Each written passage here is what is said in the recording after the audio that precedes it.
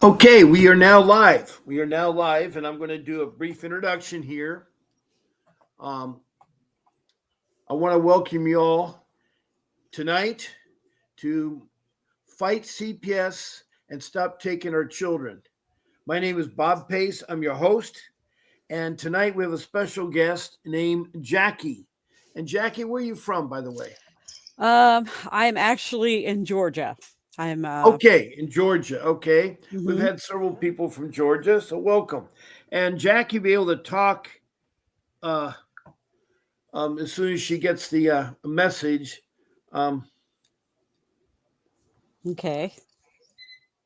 and so I was just telling my show producer because I know that she'd rang earlier, so I just missed her call there too. So um, anyway, this live stream that's been on here for 18 months, I do it Monday through Friday at 10 a.m. Tomorrow morning, though, I'll be on at 8 a.m. Tomorrow Yeah. morning at 8 a.m. Okay. So And that's then going to on the be weekends, I'm on at 8 a.m. And on every night of the week, I'm on at 7 p.m. I try to get as close as I can to 7 p.m. to start on time there. But you'll have a full hour because I have a live timer right now. So I go by my timer, not by the real time. So we'll okay. go past 8 o'clock. So we'll have plenty of time for your story. Now, for some of you that are brand new, never called in before, please take notes, use emojis, express yourself and everything, and like hearts and thumbs up and smiley faces, also stars, and check below if you want to follow me. I'd love to have you follow me, and that would be great. Also, you'd be notified. You check the button there too. Now, I'm broadcast on YouTube. You found me on Facebook, Fighting CPS with Bob Pace, and we're using what's called the SteamYard software app. That is a special software app that allows me to have as many as 9 guests, including myself, be 10 on the live stream all at once. So, but the nice thing about the live stream is that you are able to talk. You don't have to wait your time to talk on the phone. Now, I do offer people to call in too. I have one number that's shown on the screen, which is my law office. That's the 888-888-6582. There, you could call in, and if you want to get Mr. Davis, you can call in right away. That's his office number. And Okay. also the reception, 888-888. I'm saying all this not only to you, Grace, I mean, Jackie, but I'm saying all this to everybody else who's listening. We have sometimes many as 30 or 50 people that come here regularly from all over the world, by the way. It's not only just the United States. Every state, I have somebody that has been in CPS. Also, I have 22 countries. And my newest country is Republic of Congo. And Okay. so I have Indonesia, Bangladesh, India, Middle East, Saudi Arabia, Libya, then Africa. I got a bunch of countries there: Liberia, Sudan, Rwanda, Republic of Congo. I said they're on the west coast of Africa, central wise, and then Mozambique. And then I have, let me see who else is. That's probably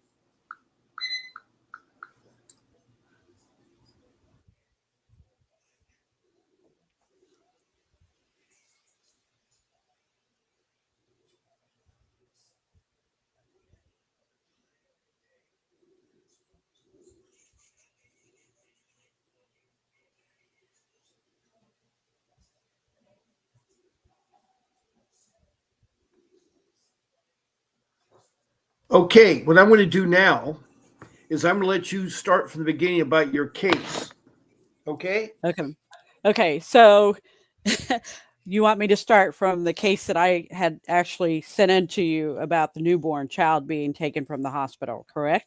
Correct. You start Okay. where it all started beginning, and then you just take it all the way to the present day, and I'll let you have the full time of speaking here. Okay. Okay, so my husband and I, we got a call on April the 1st from a social worker at the hospital. We've had a daughter who was incarcerated since September the 6th of 2024. She was in jail for like I'd say 6 cases that were adjudicated, and then she had a new charge of something for criminal threat. So the entire time that she was in jail, she was pregnant. Okay.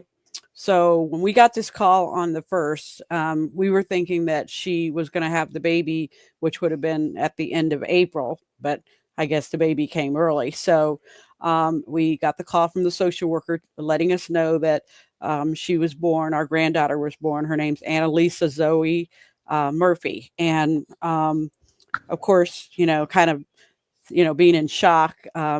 She asked us at that time, she said, well, I'm congratulations. And your daughter wants to sign a power of attorney. And so at that point, she said, well, I'm going to have her sign it.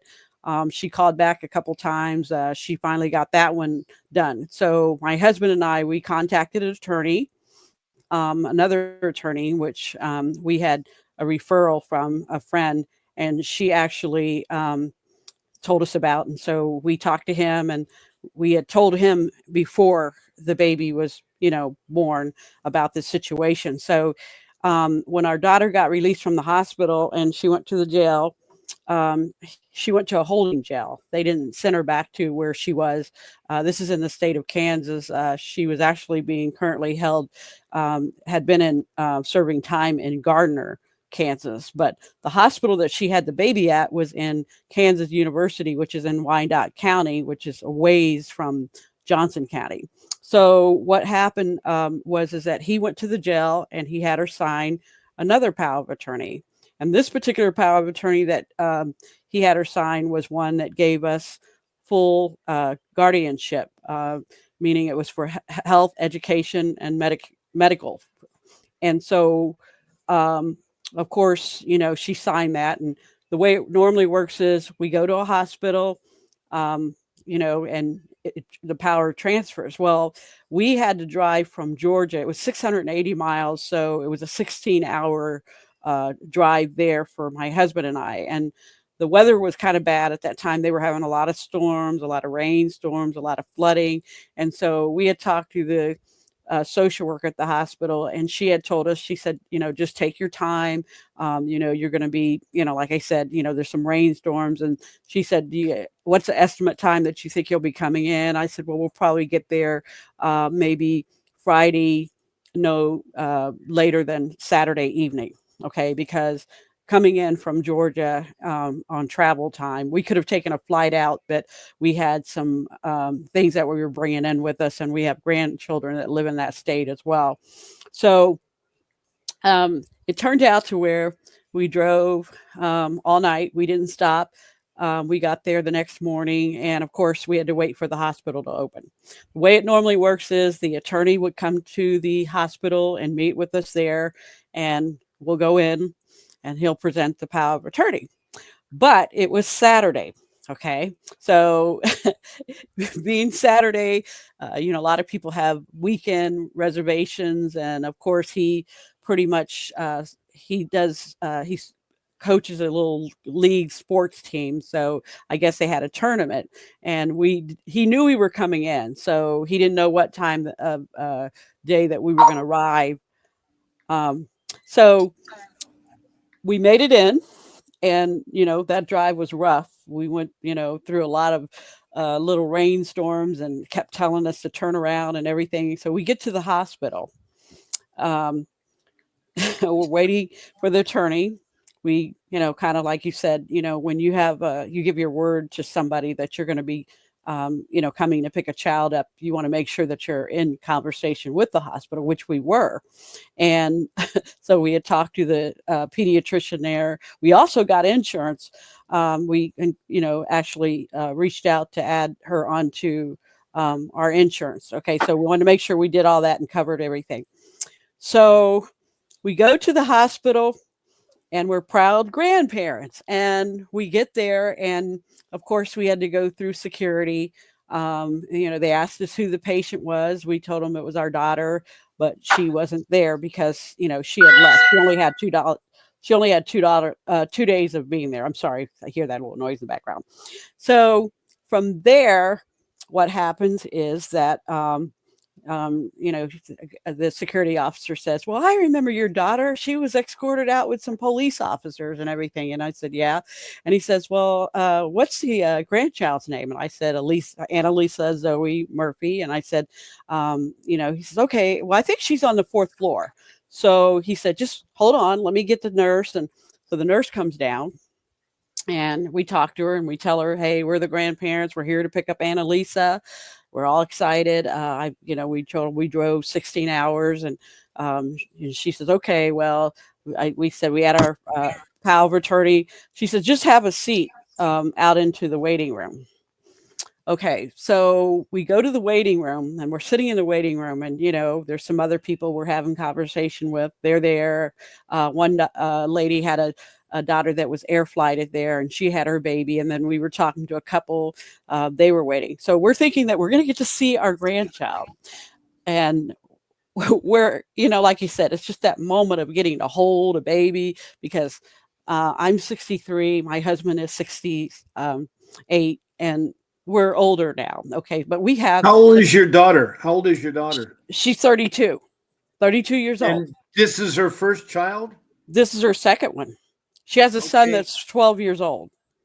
Now, what's happened to her son? Well, her son, the first time around, was taken from her and placed with the father. She was able to get him back, and she had like 3 sheriffs go and pick him up, and then bring him to her. And then the father called CPS on her, and of course they ended up having a CPS case, and so it turned out where they placed him with the father. That was the first actual situation. The guy that they placed him with is basically staying at home with his mom, and he's never moved out of his mom's house. So he's 12 years old. So that is another story. Okay. So, but we are grandparents to that grandson. We love him very much. We get to talk to him. We send money there to help, with taking care of him. When we went back, matter of fact, we got to spend time with us. He hung out with us. We took him to arcade to play games. Right. He enjoyed stuff. Right. Now, is this Georgia? Are you in what county in Georgia are you involved in?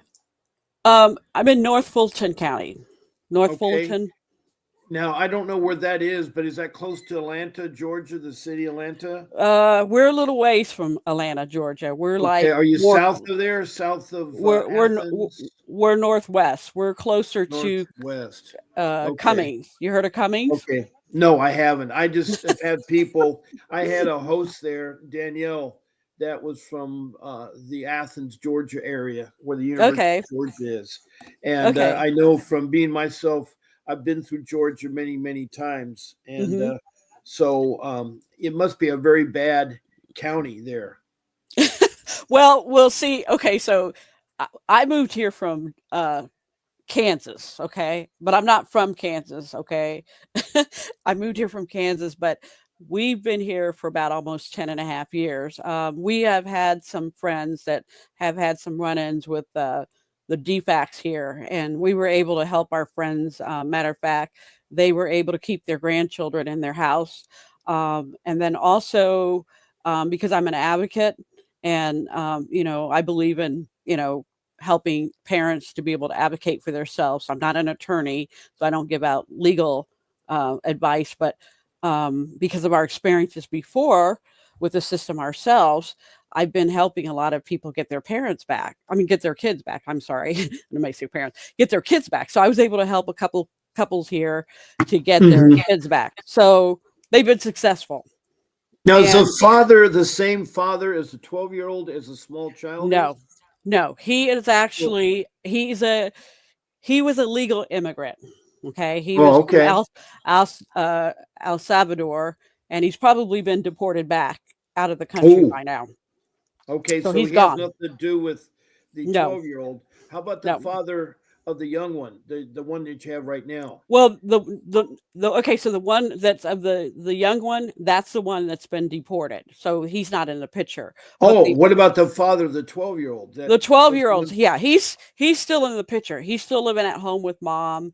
Um, he's had some, Is he trying issues. to take the 12-year-old from you guys, or okay? Well, he's okay. So the twelve I year old thought lives. with her having another case, you see, she has a second case with Well, yeah. The CPS. the the other the 12-year-old lives with his other grandmother, which is a paternal grandmother, and Oh, lives with him. They live in the Kansas. father's parents. Okay, Right. Because they're in Kansas, and so we're in Georgia. okay, Um, all right. we had him here with us with our daughter, but our daughter chose to go back to be with him in a relationship, and it turned out to be where it was deceptive. So that's how he got her back. Oh, So, but anyway, um, so as a result of that, we went to the hospital, and this is probably the not really good, comfortable, part of the hospital, being there waiting for us to be able to talk to the nurse and thinking that she was going to be bringing the baby down. We had everything, the diaper bags, we had the stroller, everything.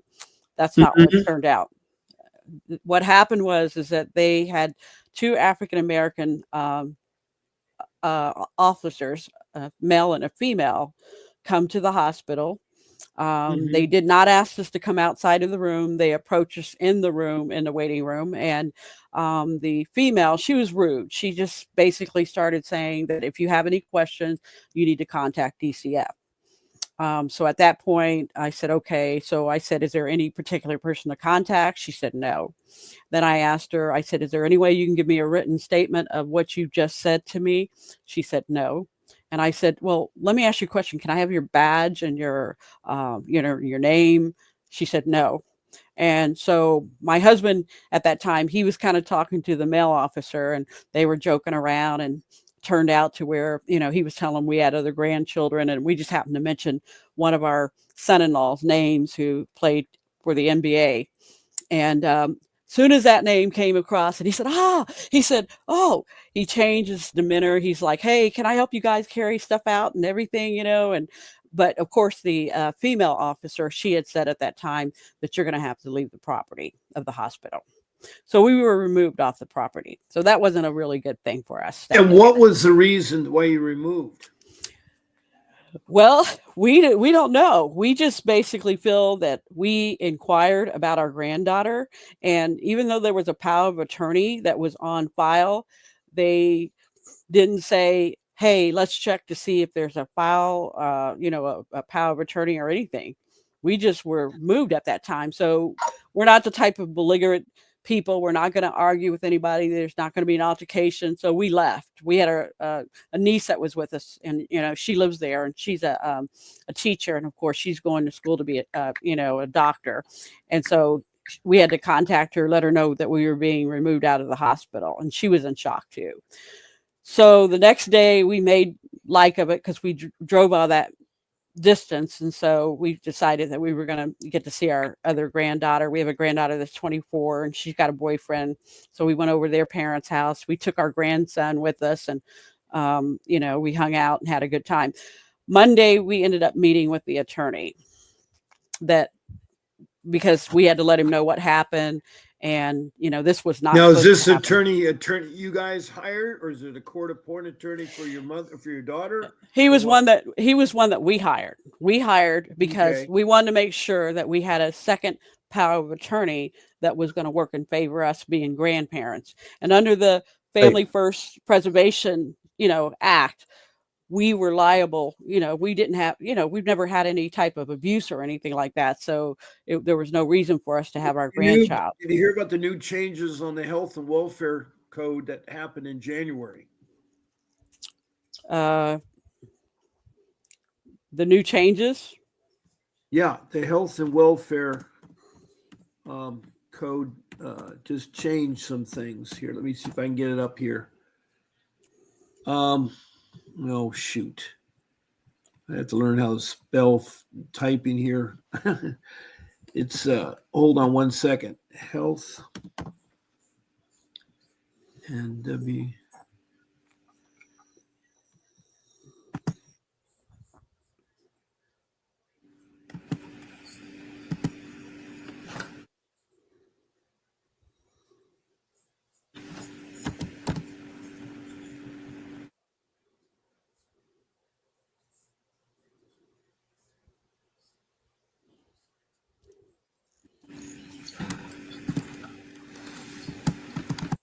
Now, this was just this year. You're saying that happened in 2025, correct?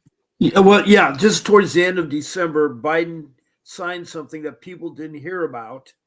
That was on a Saturday, and another news media caught it. Um,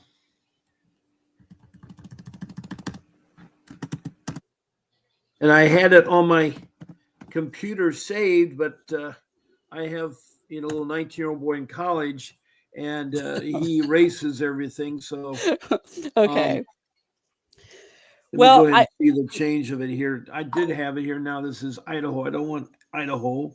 Health and welfare changed now is this for first all 50 states of or is this just for yes, yes, California? yes, Okay, yes. okay. It's for So all 50 states. Do you have the grandparents guide, by the way, that Vincent Davis wrote?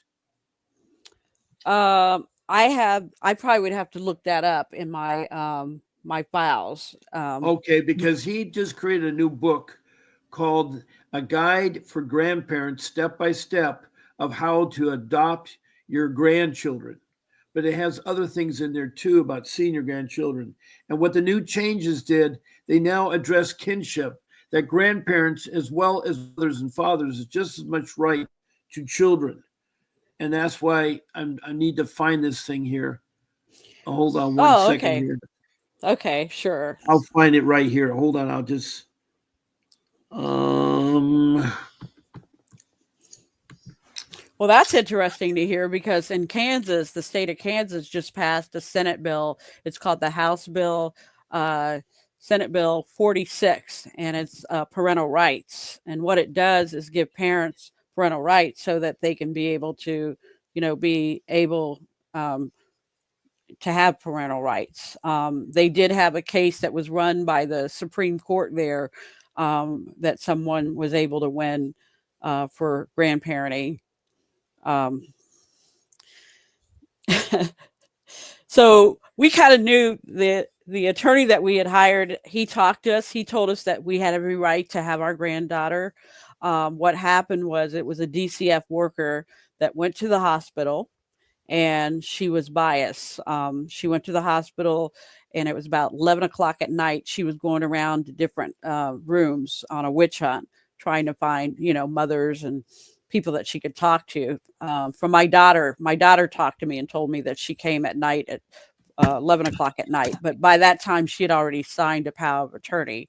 And so she really didn't get anywhere. But this particular DCF worker, she ended up taking the child from the hospital with no police escort. We got a call from a chief police officer because at that point we thought the child was missing and we reported the child for child exploitation to the FBI. What happens is we get this chief police officer. He calls us. He says, well, there was one of my DCF workers who basically, it wasn't his, I'm sorry, I want to take that back. It wasn't one of his DCF workers, but she called, her name was Fairlight Atkins, and she actually asked for two officers to be dispatched. Well, what happened is they never dispatched the police officers for her. So she went to the hospital and she took the child without police officers. And in Kansas uses police protection. So that means that from the time they take them in, there's a 72-hour hold. Well, that didn't happen. There was no case number, no petition for court. She did this. They did not have a court hearing until April the 8th. And what happened from there? Uh, we were not properly notified. We were not told about when the court hearing was. We were there in Kansas. And of course, we didn't get to go to the hearing because, our attorney, they were giving him the runaround. They were telling him stuff like nobody would get back with him, no one would email him. And so it turned out to where they had a hearing that day. Matter of fact, the guardian ad litem told us that there was like 7 hearings scheduled at 1:30. Now, this sounds like a circus because, these basically cases are all administrative and it's a kangaroo court. But we were not properly notified. So we weren't there to present our power of attorney. So our granddaughter was put in temporary into the foster care. She was placed with a DCF worker who is a state employee who is taking care of our grandchild. Okay. Okay. So just to share this with you, this is it's illegal. Okay. So our granddaughter is being what do you call it? She's in imprisonment in the state of Kansas right now.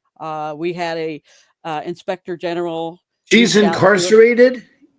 No, she's she's in the foster care temporary until a hearing of Oh, May the okay. 27th. Right, because All they right. what they want to do is they want to go before a judge and they want to say, okay, well, here's the grandparents. We filed records. We have power of attorney in a file. We put one in probate, juvenile. It's in file. Everybody's aware of this. You can District get attorney. guardianship of your grandchild. You know that. Well, yeah, we can. But let me tell you what happened. Okay. I want you to hear this, okay? So, Bob, I'm just going to be real with you. I'm not going to beat around the bush. We lived in Kansas for 14 years ourselves. Okay. All So right. we had a run around 15 years ago. My husband was a bondsman there, and we were very popular. A lot of people knew us, and we had a situation where we had a daughter that ran away. This same daughter who is now 32. They made a child in need of care case against her. Well, because there was no true abuse at that time, we actually reached out because when a system is biased and you live there and you know everybody and your reputation's online and they use character defamation, we reached out and we contacted the Justice Department. So in our case, we not only had the Justice Department, we had also the FBI, which is the Federal Bureau of Investigation in Kansas City. Also, the Department of Education and the HHS got involved. Our Okay. kids were in custody for 5.5 months. They were released back to us after they found, that there was no abuse. And that was the first round with us, with the CPS. But in our case, what we found out is that we ended up getting 250 pages of our files back, except 5 sheets that they held. In our Why case, it do they was hold it 5 sheets? we don't know. We do not know. To this day, we don't know why they didn't What's on release those those 5 five sheets. sheets? What's on those 5 sheets? I'm not sure. I can't tell you. All I know is we got 250 sheets, but we didn't get the others. So what we found out in our I know this is going to what we found out in our case was it was Medicaid fraud. Okay? So it was Medicaid fraud because there was a doctor who was claiming that he was seeing our children as his patients, but he was in another state. Oh Okay? my goodness, you were caught up in that? Well, he claimed that our kids were his he claimed that our kids were I don't know who's calling me.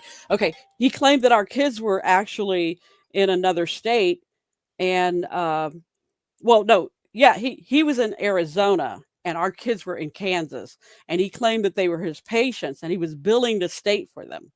So when they got involved, the feds arrested him and he ended up getting 10 years in prison and we got our kids back. Yeah.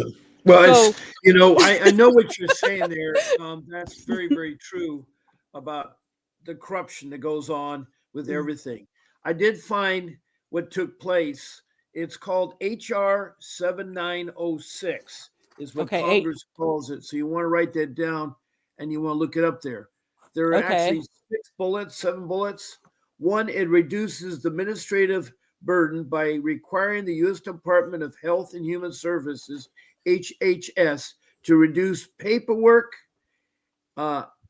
and data reporting for state agencies and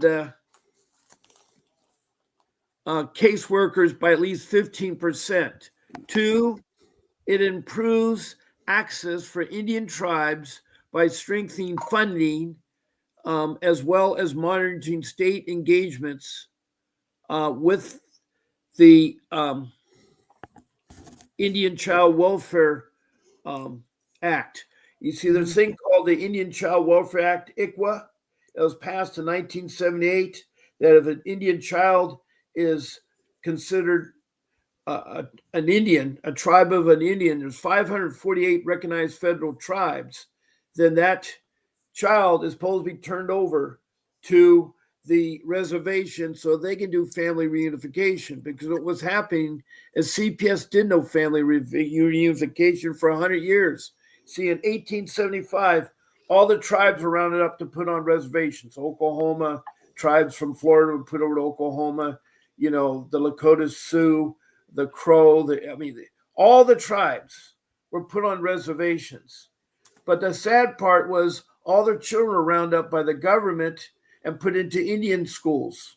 And there their hair was cut, their traditional clothing was stripped from them. They couldn't speak the language, they couldn't practice the ways. And after they got done with school, they were auctioned off to families. They were adopted by families. No effort ever to put the children back with the families. So it took almost 100 years to pass that law. You see, it's really complex that CPS is. I mean, they just started in 1878 saying that CPS workers must, if a family says we're Indians or their childs are Indians, they have to register with the tribe. If they're not registered, they can be registered, and CPS is supposed to help them. So what's happened now that there's a better way of getting funding to help out with the Indian tribes there. Okay, Also, go ahead.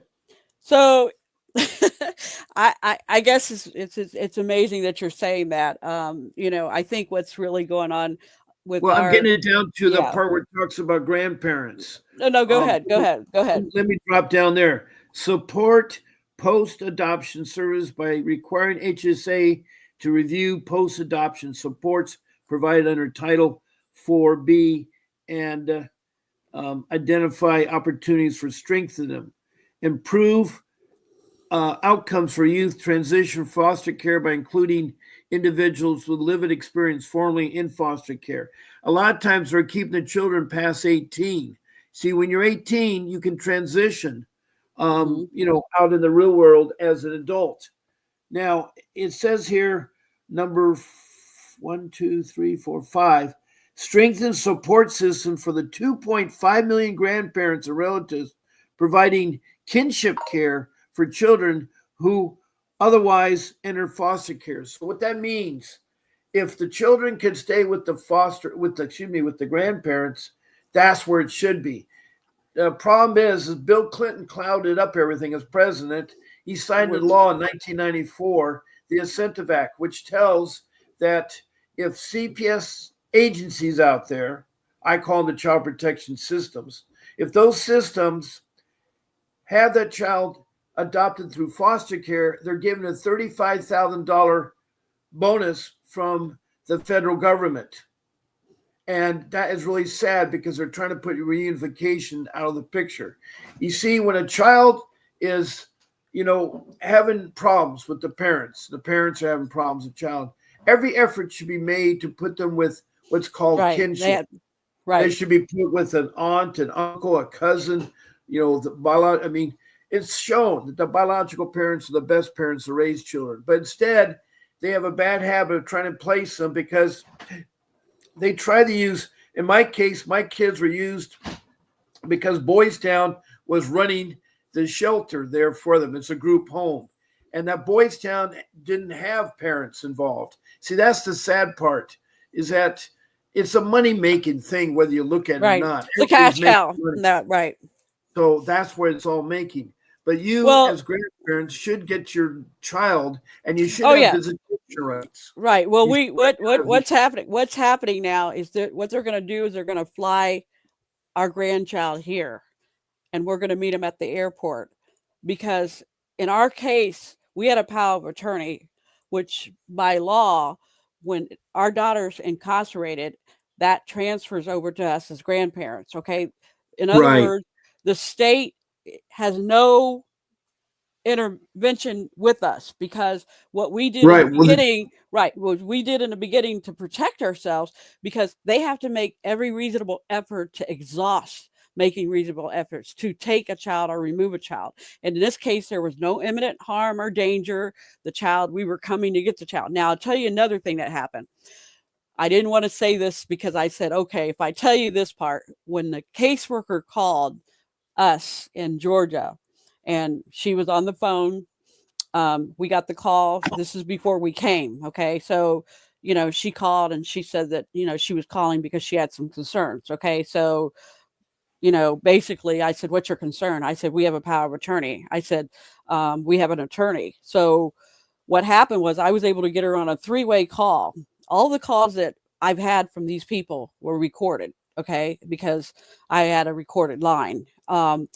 When she called the next day, she called me again, not respecting that I had an attorney. So I told her, I said, look, I'm not talking to you. I'm going to get him on the phone.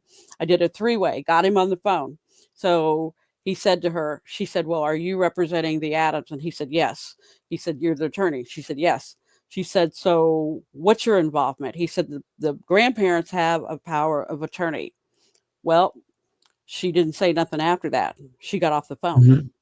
So Kansas, the difference with Kansas versus all the other states, and I'm pretty sure there's some other states, but they use private contractors, which are adoption agencies. Okay. So they use what you call. Be careful of those.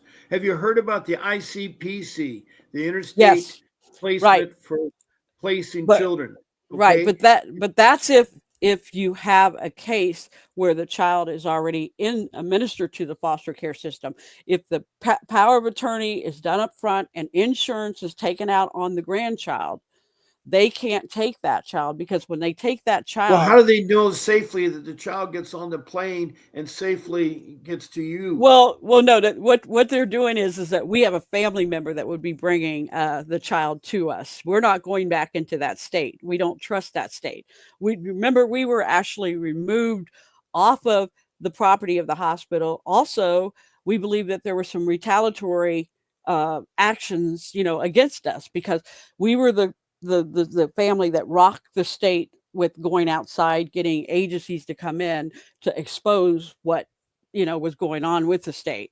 So that's, in our case, it's a little bit different, but we have had some cooperation. We had the inspector general contact us about getting the child, so we will get the child. It's just that what I want to share on here today is that there are forms that have to be filled out in the beginning, which is basically claims for when they take the children to the actual doctors, or take them to whatever medical. When it's first done, we had a case, and I'm just going to share this with you. We had a case where a mother called in and she said, hey, they're trying to take my my 2 kids. Okay. So I asked her, I said, do you have insurance on your children? She said, yes. I said, okay. So I said, let's do this. I said, let's call the Medicaid hotline. We did.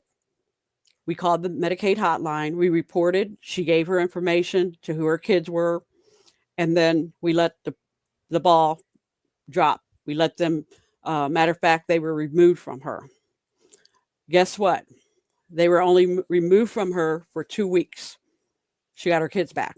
Okay, so what I'm here to say to you all is that this is the biggest money-making scam.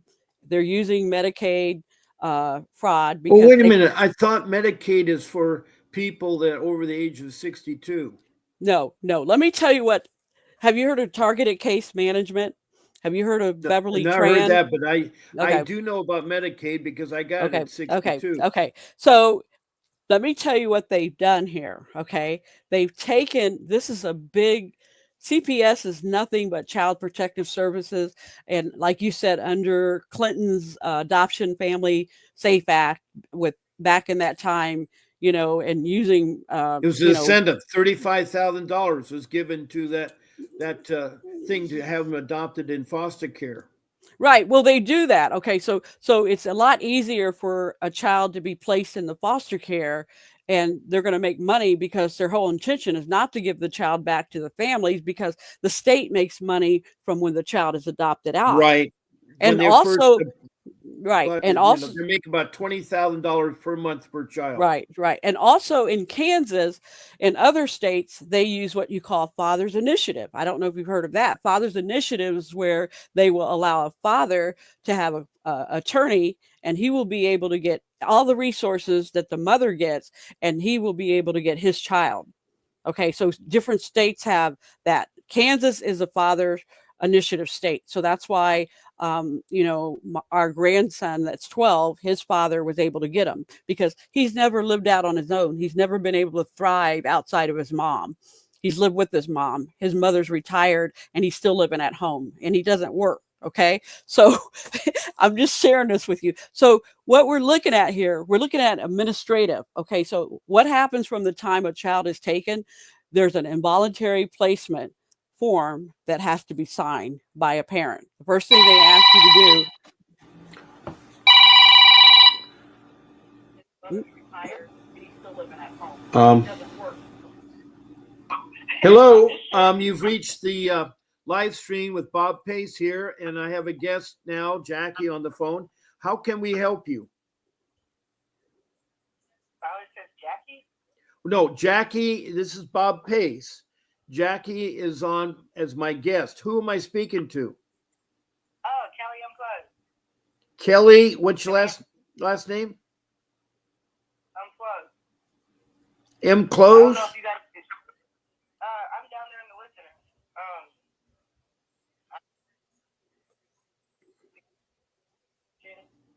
listeners. Okay. How can Jackie and I help you? She's the guest on my show, and she's talking about her case. What do you have that you have a question, or maybe you need something added to it? I'm so glad for you to call in. I've been on here before. Oh, okay. Well, my kids, I'm literally going. Oh Lord, I don't want to expose too much, but at the moment, I don't even know what to do because there is a gag order. My grandfather sued the United States for something. He was the congressman, the treasury. He was the head of HSS, and he put those orders in. And I'm being retaliated due to my grandfather. They're getting ready to ship my kids off. They changed my name. Like literally. I don't know how they did it, but my kid's father married me, and I'm already married in the state of Missouri. Wait. I'm really confused about your case. I know you say your grandfather was once the head of HSS, right? Yes. Okay. And you were married to a man, and he changed your name I'm already to somebody else? Yes. And So why did you get married again? It was without my knowledge. How can you get married without your knowledge? From what I'm seeing, it was with a decree, and then separation. Like they did a separation, and he's receiving benefits, but he's not supposed to be around my children. Whoa. How did this guy get you to the altar to get you married to him if you're already married? We never went to the altar. It's like a whole scheme. Like there's money involved. Like they're basically calling me I'm an alien of the United States due to my Are you a U.S. citizen? Were you born here in the U.S.? Yes, Los Angeles, California. All right. If you're born, you are a U.S. citizen. Any child that's born in the United States is a U.S. citizen. The American Indians were the first immigrants, but then we've had a lot of Europeans come over here, and then people from down south came here. Everybody that comes here and has children, those children are U.S. citizens. So if you're a U.S. citizen and you're married, how could this man manipulate you or trick you into marrying him? It probably was without my knowledge. Like he ordered like a stack of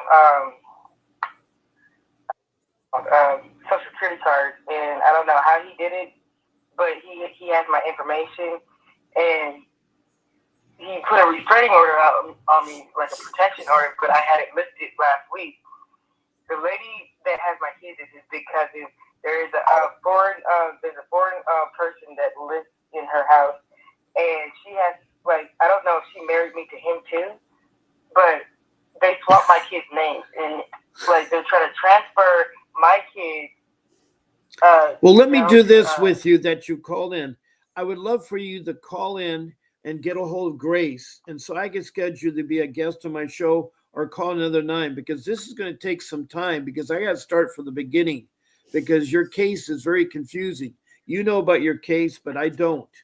And for me, in order to help you, I have Jackie talking about her case. I thought it was something quick that she could help out by answering a question. But I'm literally, I didn't know that I was part of this litigation. My grandfather is dead. Understood. I mean, I hear what you're saying, but the problem being is that I need to go slowly, point by point, start at the beginning. When you had your child, when your grandfather was still alive, and those kind of things. So could you call back either tomorrow morning at 8 o'clock Pacific Standard Time, or tomorrow night at 7 p.m. Pacific Standard Time, or arrange to be a guest on my live stream by contacting Grace at vincentwdavis.com, Grace at vincentwdavis.com. And I'd be glad more than to help you, just like I have Jackie, okay? I don't mean to be cutting you short, but your case is really lengthy. All right? Now, what Go state ahead, is she? Jackie. What state is she in? What state is she out of? I'm in St. Louis, Missouri. She's You're in St. Louis, Missouri. Okay, in Missouri. Okay.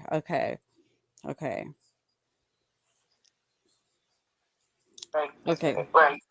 And supposedly her husband has made some social security cards for the kids, changed the name, somehow has got her married to him by doing all this. And I think it's similar to what you're talking about, Jackie, with your Medicaid program. Someone has infiltrated the Medicaid program. And well, they're using her Medicaid program. A doctor he went into jail. The doctor said he was seeing my kids as patients, and he was billing the state for seeing the kids. And so he was in another state. He never seen my kids, okay, at all. Okay. But she found out about this. So there is a lot of corruptness that goes on in the government. And right now we have Doge, the DOGE.gov, which has been started on January 25th by President Trump. And that is going to investigate. And right now they're investigating Social Security. Now, I had a case where my daughter was told to seal her birth certificate, get a new birth certificate and a new Social Security card, but she kept the old one, and she was double dipping from my retirement. My Social Security money was going to her foster care parents, and they were getting twice as much they were allowed to. And it's my money that I earned over 60 years that they were taking. They were taking my money that I'd earned over 60 years, and they were illegally doing it. And right now, Social Security could investigate CPS and put them in a lot of trouble, because that is fraud. You don't take money and you don't double dip. But my daughter did do that, and she was doing that at the advice of a social worker who was very corrupt and did retaliation. I have to show my identity, because the fraud, this lady, she is receiving survival benefits under. She's acting as if she's my grandma's widow. There's a lot of people that are receiving benefits that are 150 years old, 200 years old. Right now, Musk has uncovered hundreds and hundreds of thousands of fraud. I mean, just the other day, there was fraud with unemployment insurance. Someone has frauded unemployment insurance. The whole government is, that's why they're doing it. And it's because every 4 months we are under balance. We don't have money to keep the government running. Why?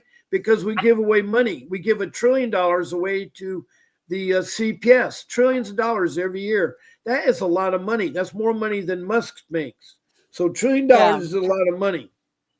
And they're paying these private agencies they're giving bonuses.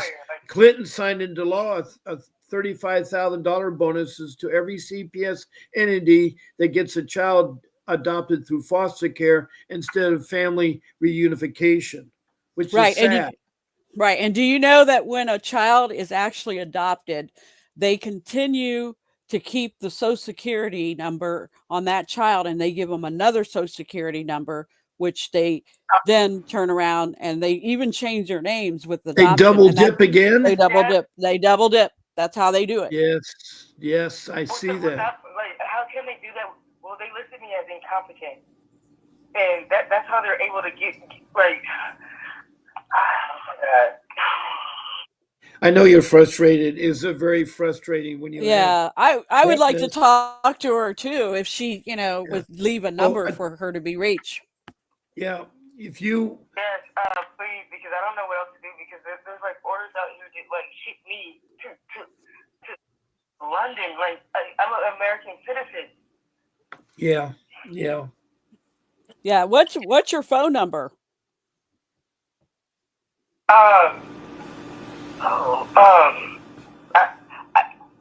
don't want to drop it here, but She doesn't want to drop it here. Okay, Can you guys okay. Can you guys connect on Facebook? They took my Facebook. Like somebody Oh. took, they're in my computer. They hacked my computer.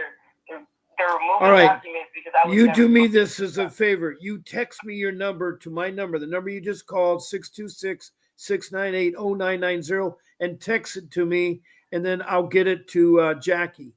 Yeah. Okay, that's fine. She doesn't have to give it out over air. That's fine. So all you need to do is gotta- text that number to me at 626-698-0990, and then schedule a time to be on the show as a guest or call in again, okay? Okay, I'm gonna text it to you now. All right, thank you. Bye-bye. You're welcome. Okay, I'm sorry, Jackie. Oh, that was a it's lady no that was problem. listening. It's okay Okay. because what happened is that she kind of started talking, and what she said is she has a gag order, and I know a lot of Yeah. times when you have a gag order, if you start talking, that could put you in jail or in contempt of courts or anything like that.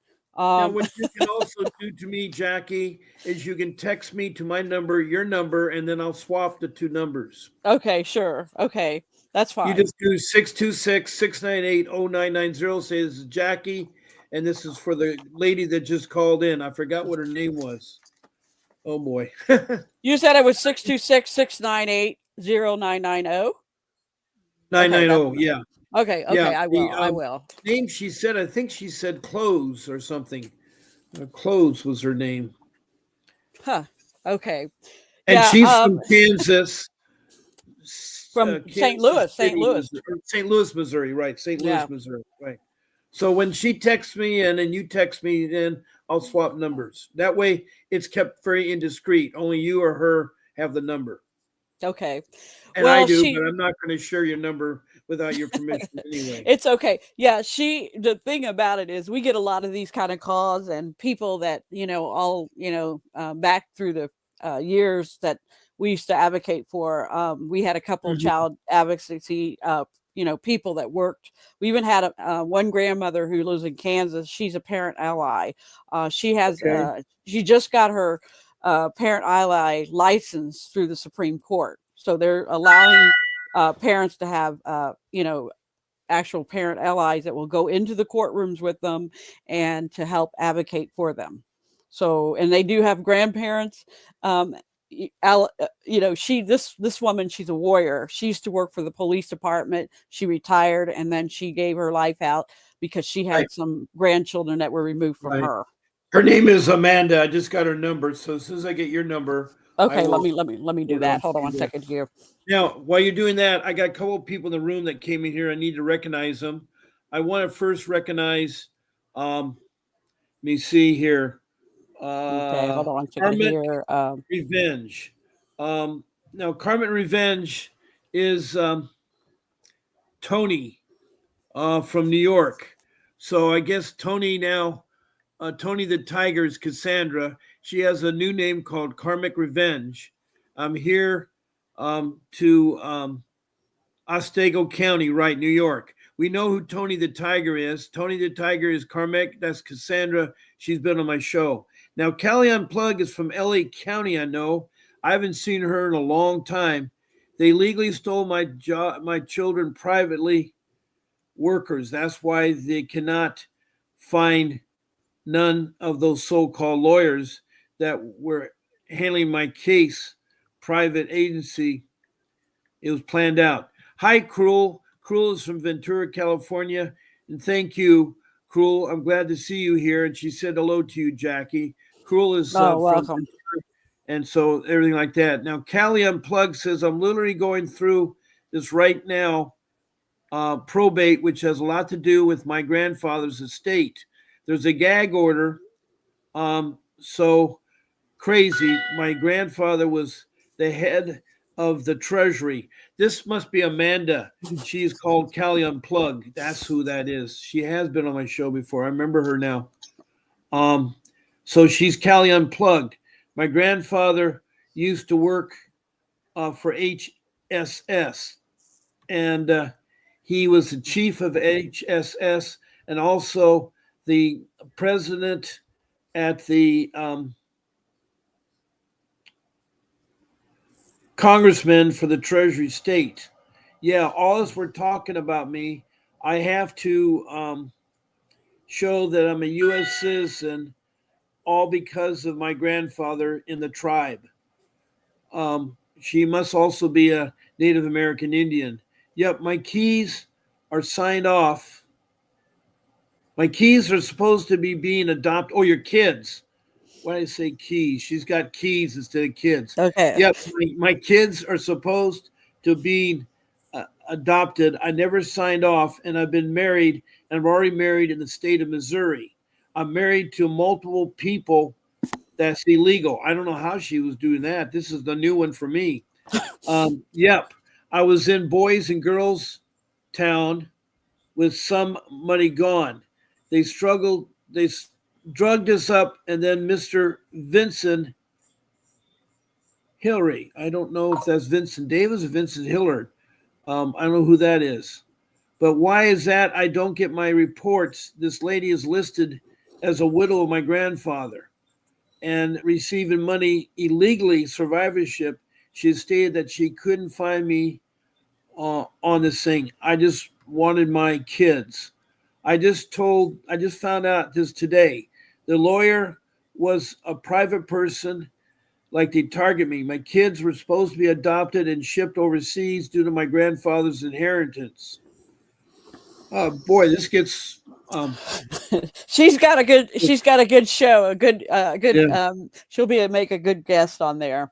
You're right. And okay. Now I'm getting the effects of my grandfather, and since my kids are in child custody, it was easy for opportunity for to pick up a case and found the paperwork. They're supposed to return my kids to me, put in the contract that has been signed in. Everybody is on it. So she says there is. Vincent Hiller, I guess, is a social worker she's talking about. Anyway, Wow. we have a new person, Kelly Fisher from Chicago, listening. Thank you, Kelly, and welcome. This has been a very interesting night. Not only did I start late, but I given a full hour right now. We still got 2 more minutes of my time clock here. And we've had Jackie talk about her unusual case, even where a doctor had to go to prison because he was supposedly billing children's medical benefits when he wasn't seeing them. And then on top of that, Jackie is a grandparent trying to adopt her kids. And there's a grandparent. Kinship is more important now. So you need to look up that new changes because it's been well hidden. And it should be front page news because they're going to get. Go ahead. Well, that's if they're okay. So when we get into the Child Welfare Act, that was the most common thing that was asked when we were in Kansas. My family, my lineage is 38%. I'm actually almost 40% European. I have Jewish in me, and I have German, and I have Irish in me. Okay, so there's a whole bunch of mixture with my, my family lineage. Okay, so what's going on with us is that. We've got a child that is now, our granddaughter is El Salvador. She's part El Salvador and mixed with all the mixtures. Okay. So that's why I guess when you're talking about this Indian Welfare Act, we've heard about that for years, and so when it came to our case, that didn't apply to us. But I did want to show you These are the forms that they have to file. It's called CMS 1500. Whenever a child is in the state foster care system, they call it targeted case management. Now they're using mental health. Okay. Mental health now is going to be the biggest thing. In the state of Kansas, what they tried to do was they got a grant for $23 million, and they were actually trying to do early screening for babies and children so that they can detect early. So that was another form that got taken away from them, by the way. They blocked that. I'm not sure if you know this, Bob, but Trump has put a freeze on DCF. There is a freeze right now on DCF. They have no more federal funding. They cannot use the money. Okay. So what's getting ready to happen under the waste, abuse, and the fraud? The system is going to have to revamp. Well, wait a second. Now, when did this just happen? Because I've been following that. I know they're investigating. This just happened. This happened when our case started about, I'd say about 2 weeks ago. I have a friend of mine she's spoke in front of Congress. She's, we were like best, through the emotional support she's given me through the time. She was able to tell me this information. She shared with me about the DCF having a freeze put on there. So that's why when our granddaughter was taken, she was placed with a DCF worker who is a state employee at her house. So when we were able to do just a meeting that we had online, they did what you call one of those temporary emergency hearings, because there was a situation we were the grandparents with the power of attorney. What happened was that they got online, and what happened, she basically was aware that we were the grandparents, and she came out and she said, hey, she said, I'm sorry. I know you guys are probably concerned grandparents. Right now, your grandchild has been placed with me. She's a DCF worker. Okay. Now, when that happened, Bob, once I got her name and found out where our granddaughter was, I consulted with the FBI and I gave her name up. So we get our grandchild. But I'm just trying to tell you what's going on from this point forthcoming on. Any of these transactions being done right now with kids being taken, it's illegal. It's state sanctioned kidnapping, and it's Medicaid fraud. And I can put it out there and I can tell you that's just what it is, because I know the truth and I've been set free with it. So that's why I was able to show you the form that has to be filed. So that's why parents, what you want to do is that if someone comes to you, a social worker comes knocking on your door, if they don't have a warrant, you don't open up your door. You do not let them in. I've always said that from the beginning, 18 months ago. That's right. And you do your door to strangers.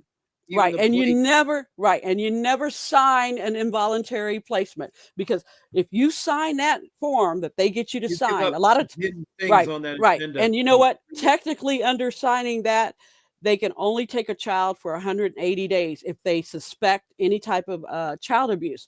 But parents don't know. When you do an involuntary contract, you're entering into an agreement with the government. You're never sign it's okay unless you have an attorney present with you anyway. You talk to me on the show, and I can try to help you there. Now, Amanda, who I got your number for you, is still talking in the chat. You can probably see it there. But Vincent, I don't see anything. I don't see a chat. Okay. No. You're supposed to see it as a guest. Vincent Hillard. Let me see here. Hold on. I see private chat, and I don't see any chat. Boys and Girls Town. Vincent Hillard is the Boys Town director, and he was fraudulently collecting Medicare in Boys Town and Girls Town.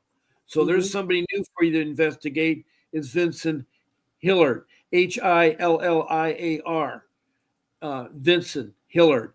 He was fraudulently collecting Medicare in Boys Town and Girls Town. Now, I'm going to look after this after the show and find out more. Now, the paperwork, and they allowed to do it. Now, Amanda further says, yes, that's mental health.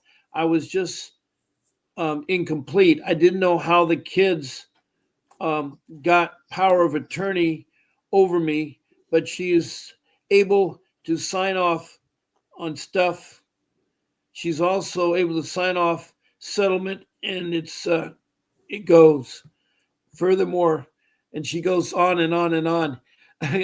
She's got like 20 more Well, things here, and I got to end my well, show. I don't mean to. It's okay. already 4 minutes over my show here. Right. Well, Just I just trying. want to. Can I want? Yeah, I want to leave a go ahead. lasting impression here because Go first ahead. of all, I want to tell you something. I was a protected parent. Okay, so when these people came to me with suspected, that I'm a abuse to my kids, I said, "What abuse am I? That I love my kids and I'm protective." Okay, so what I wanted to say to you is that when they asked me for the birth certificate, they asked me for the Social Security. I didn't give up any of that information. When they asked me to sign involuntary placement, I never signed. Okay. Matter of fact, the attorney that we had that was representing us before, she was on CNN. She basically said, well, if you don't sign, they're going to fine you in contempt. I said, hey, let them find me in contempt. I put on there, sign under duress. When they came to me and talked about mental health, I told them when they said to get a psychic evaluation, I said, what level are you talking about? I said, there's several levels. I said, there's one that costs as high as 7,000 on up. So they left me alone. Okay. What I want to tell the parents here, it's just like an elephant. If you take an elephant's cub, a baby from an elephant, what is that elephant going to do to you? It's going to trample you. If you take a lion, he's going to maul you. If you take a bear, he's going to maul you. Parents, you have to fight for your kids, okay? Because that is your God-given responsibility. Above that is your God-given responsibility. Your parents, those children, it says, let no man put asunder what's joined together. And when these people are taking your children, it's because they are taking them because you don't have the intellect and knowledge to know that you have rights as a parent. So that's what you have to look up. You got to spend the time finding out what are your rights, okay? And do all the research that you can. And don't take for granted that it can never happen to you, because maybe we never thought we would never end up with a CPS case. But I'm glad today that I'm able to have the knowledge to share with you, the audience. I'm glad you did too. I'm glad. Now I put up for you the grandparents guide and how to get it. It's at https colon / stand.store / attorney VWD. Now there you get the guide for $9.99, but I'm going to give you a discount and you get it for half off. All you have to do is write my name down, PACE, all capital letters, and the number 50. And you'll get this grandparents guide for half off. Okay. So yeah, and I don't see the young lady's phone number in St. Louis anywhere, because I haven't had a chance to do this because I have to turn away from you and look at my screen. I have to look at my phone, so I haven't done it yet. Hold on. Okay. I'm talking to my show producer. Fan store. Okay. Now, so do you I have tried any, to put that up there. So here, let me. Do you have any books that parents can actually purchase? Is your area code 470? It is. And matter of fact, I want to tell you guys, I had an opportunity to talk to Nancy Schaefer. I don't know if you remember her. Yeah, that's an important person. Yeah, she was a senator for Georgia. I spoke to her twice on the phone, and she was a wonderful woman. And she was supposed to come to a rally that they were going to have in California. I mean, not in California, in Washington. I'm sorry about that. Attorney General.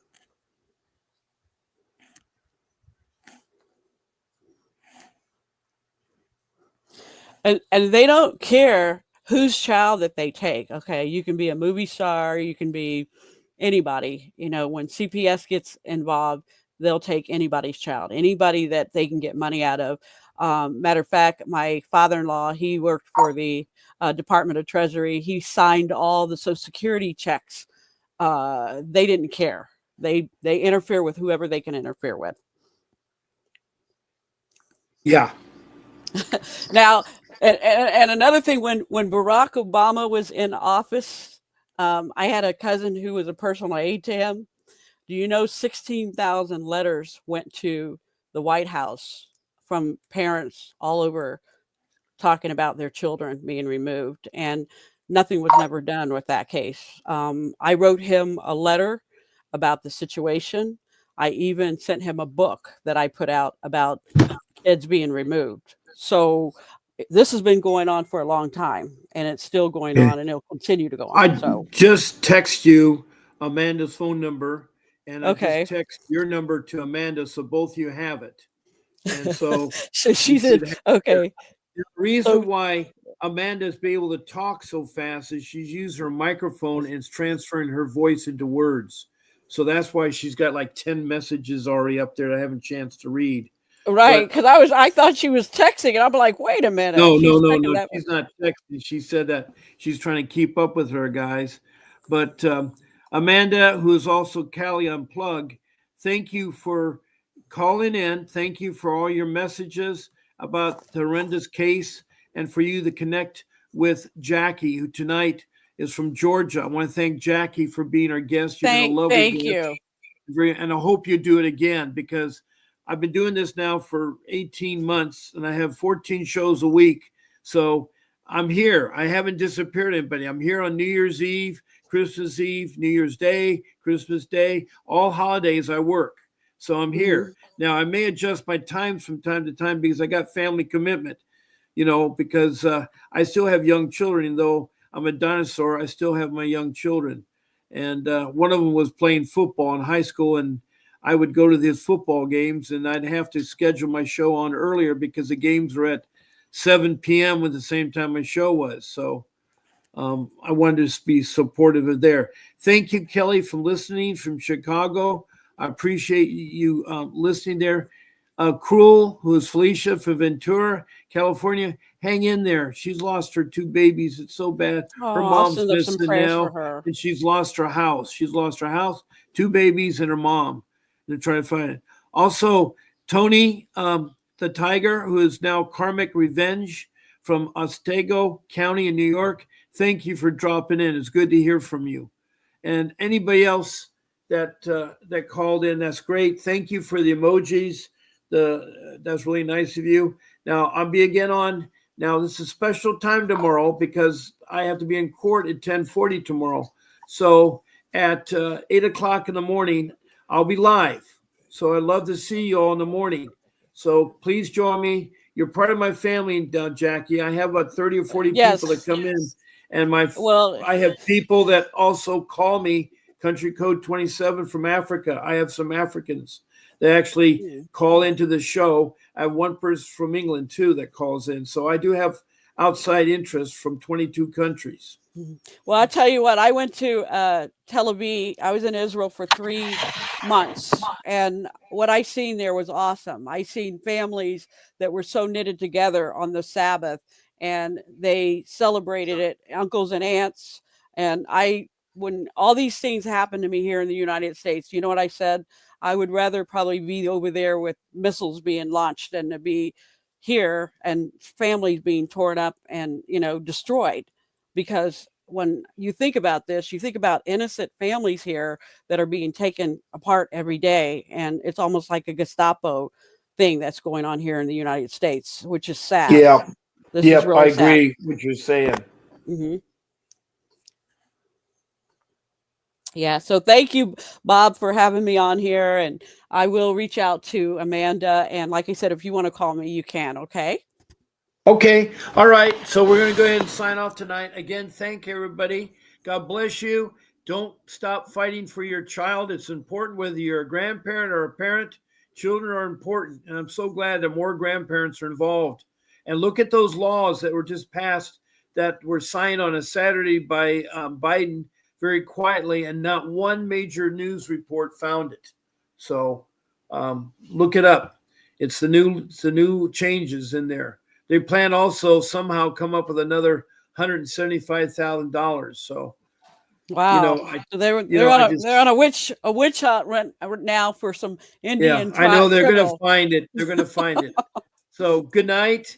And this is Bob Pace and Jackie signing off.